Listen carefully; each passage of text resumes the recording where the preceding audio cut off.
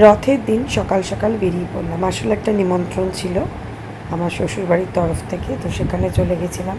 যেহেতু ছুটির দিন ছিল তাই খুব তাড়াতাড়ি বেরিয়ে গিয়ে খুব তাড়াতাড়িও পৌঁছে গেছিলাম, এবং পথে বৃষ্টি তেমনভাবে পাইনি। এরপর শুরু হয়ে গেল, হ্যাঁ, স্টার্টারের দিকে কী অসাধারণ মেনু ছিল, আপনাদের সঙ্গে যথারীতি শেয়ার করে নিলাম।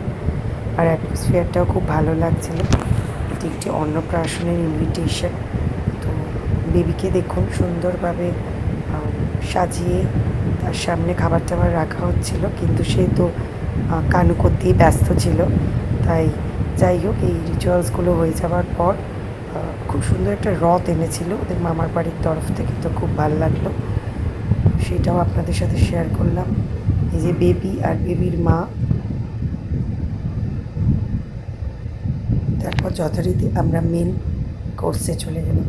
কী কী মেনু আছে দেখুন: কড়াইশুটির kachori, staff potato, fish finger বা ফিশ ফ্রাই টাইপের বা বাটার ফ্রাই ঠিক লাগলো না, পাতুরি, ভেটকি মাছের কলদা চিংড়ি, আমি যেহেতু চিংড়ি খাই না তাই নিয়ে নিই। তারপর হচ্ছে মাটন বিরিয়ানি উইথ চিকেন চাপ। মাটন বিরিয়ানিটা খুব ভালো হয়েছিল।